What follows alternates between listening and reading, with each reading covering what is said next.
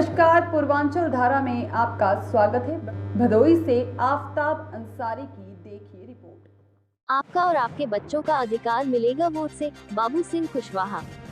मौर्य विकास समिति का आयोजित किया गया 26वां वार्षिक प्रतिभा सम्मान समारोह। सम्मान समारोह में बतौर मुख्य अतिथि मौजूद रहे समाजवादी पार्टी के सांसद। नगर के रामरायपुर में स्थित एक व्यावसायिक प्रतिष्ठान में रविवार को मौर्य विकास समिति का 26वां वार्षिक प्रतिभा सम्मान समारोह का आयोजन किया गया। कार्यक्रम में बतौर मुख्य अतिथि सांसद एवं पूर्व मंत्री बाबू सिंह कुशवाहा मौजूद रहे। उनका अंगवस्त्रम व स्मृति चिन्ह भेंट कर तथा माला पहनाकर भव्य स्वागत किया गया। इस दौरान सांसद बाबू सिंह कुशवाहा ने मौर्य समाज के बच्चियों का उत्साहवर्धन करते हुए कक्षा 12 की मेधावी छात्रा खुशी मौर्य सहित अन्य इंटरमीडिएट व हाई स्कूल की छात्राओं को साइकिल, टैबलेट तथा बुद्ध जी की प्रतिमा व प्रशस्ति पत्र देकर सम्मानित किया। कार्यक्रम में कुल 380 बच्चे सम्मानित किए गए। वहीं सामाजिक कुरीतियों, अंधविश्वास, पाखंड को खत्म करने के क्षेत्र में अमूल्य योगदान के लिए 25 लोगों व शिक्षा के क्षेत्र में अमूल्य योगदान के लिए 6 शिक्षकों को भी पुरस्कृत किया गया।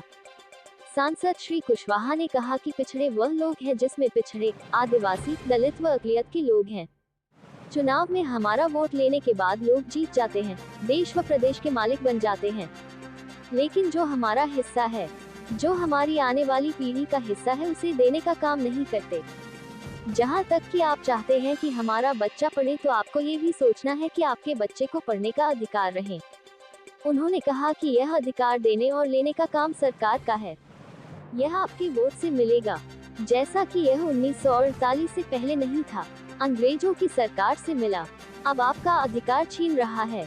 आप चाहते हैं कि आपका बच्चा पढ़े, लेकिन वह पढ़ेगा नहीं। आप चाहते हैं कि आपका बच्चा पढ़कर अच्छी नौकरियों में जाए, डॉक्टर, इंजीनियर बने और सिविल सर्विसेज में जाए, लेकिन इससे पहले आपको ये भी सोचना है कि आपके बच्चे का अधिकार रहे। सरकार आपके बच्चे के हिस्से की नौकरियां वह अपने लोगों को दे रही है। इस मौके पर Bharat Maurya, Shriram Maurya, Om Prakash Maurya, Jairam Maurya, Nandlal Maurya, Shivchand Maurya, Shiv Kumar Maurya, doctor Rajendra Kumar Maurya, doctor Poonam Maurya, CA Dharmraj Maurya, CA Kiran Maurya, doctor Ashwani Kumar Maurya, Moolchand Maurya, Anand Maurya, Vinod Kumar Maurya, पूर्व chairman Gyanpur Hiralal Maurya, Mahendra Maurya, Kanhaiyalal Maurya, Dudhnath Maurya, Sewalal Maurya, doctor Chandresh Maurya, Lalmani Maurya, JP Maurya, Surya Kumar Maurya, प्रबंधक भानु प्रसाद मौर्य आदि प्रमुख रूप से मौजूद रहे। अध्यक्षता अरुण कुमार मौर्य व संचालन राजेश कुशवाहा ने किया। स्वागत जयराम मौर्य, उद्घाटन ओम प्रकाश मौर्य, मुख्य वक्ता VK Maurya, commandant home guard Mirzapur मौजूद रहे।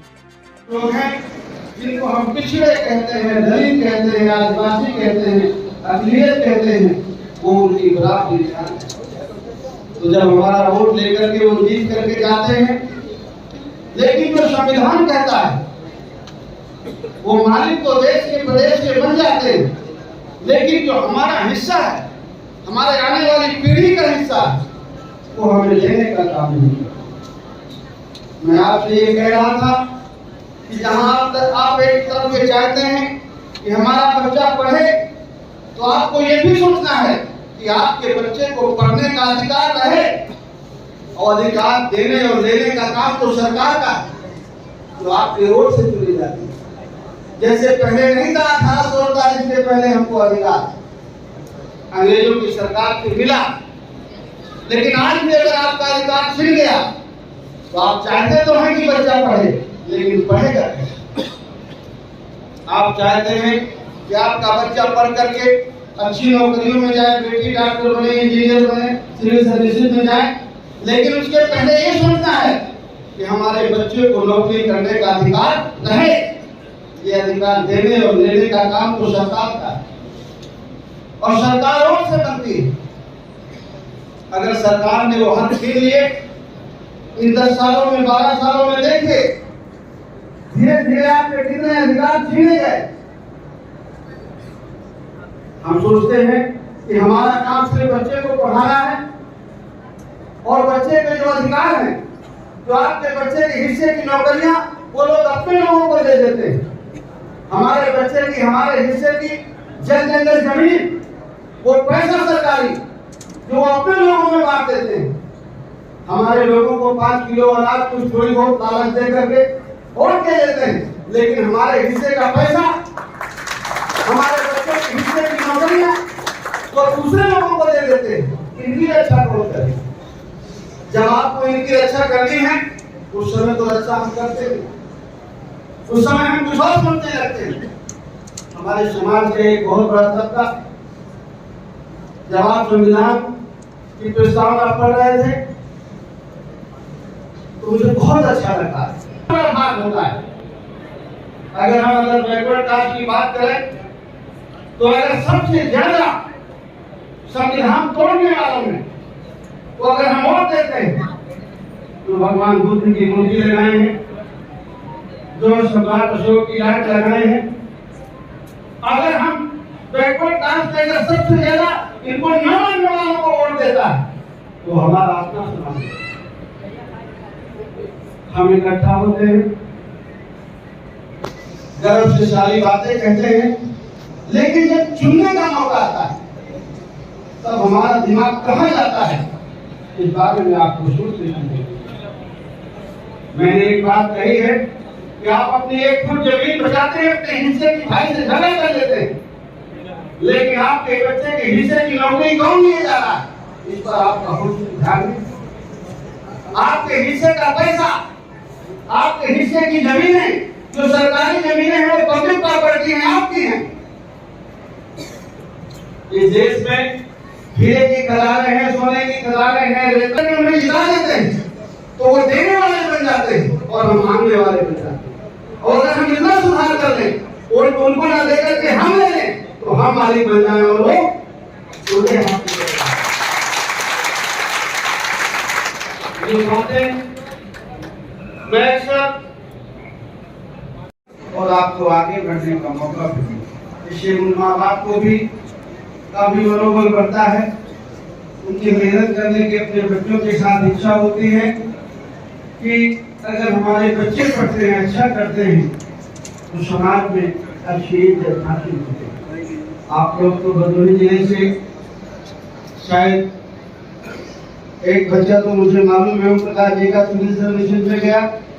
बहुत सारे बच्चे डॉक्टर बने हैं और सिविल सर्विसेज में आए हैं, ये मुझे जानकारी नहीं है, लेकिन एक बच्चे के बारे में तो मुझे जानकारी है कि वो बच्चा सिविल सर्विसेज में आया है। उससे प्रेरणा लेकर के हमारे बच्चों को भी आगे तैयारी करना चाहिए कि हमें भी जीवन के हर क्षेत्र में आगे बढ़ना है। साथियों, जहाँ एक तरफ माँ बाप की जिम्मेदारी है कि अपने बच्चों को अच्छा वातावरण दे, बच्चों की जिम्मेदारी है कि जो माँ बाप हमारे लिए मेहनत करते हैं उनकी मेहनत को वो जाया न जाने दे और अच्छी मेहनत करें ताकि वो जीवन में एक अच्छा मुकाम हासिल करें। जब हम बच्चों की शिक्षा के लिए जागरूक हैं, हम चाहते हैं और हम हर तरह की उसे सुविधाएं देना चाहते हैं और हमारी ये भी इच्छा रहती है कि हमारे पास जो है वो हमारे बच्चे का हो और हमारे पास जितनी भी जमीन है हम कोशिश करते हैं कि उस जमीन को, हमारे हिस्से की जमीन को कोई दूसरा न ले पाए। हमारे पास जो आने वाली हमारी पीढ़ी है वही उसे ले, उनके जो हक है हमारे परिवार का भी आपकी कोई उसे ना ले पाए।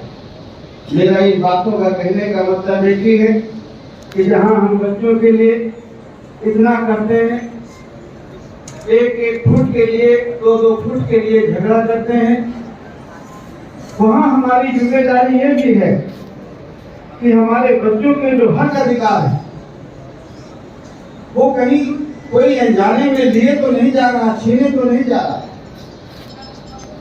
एक जमाना ये था कि हमारे देश में हमको पढ़ने लिखने का अधिकार नहीं था, स्त्री शूद्रो नाधिता, दीगर सेक्शन के लोगों को और हमारी महिलाओं को पढ़ने लिखने का अधिकार नहीं था। महात्मा फुले के अथक संघर्ष के बदौलत, माता सावित्रीबाई फुले के बदौलत और बहन फातिमा बेग के बदौलत जब फुले को महात्मा फुले को और माता सावित्रीबाई फुले को उनके माँ बाप ने घर से निकाला कि आप शिक्षा का काम कर रहे हैं, जो नहीं करना चाहिए।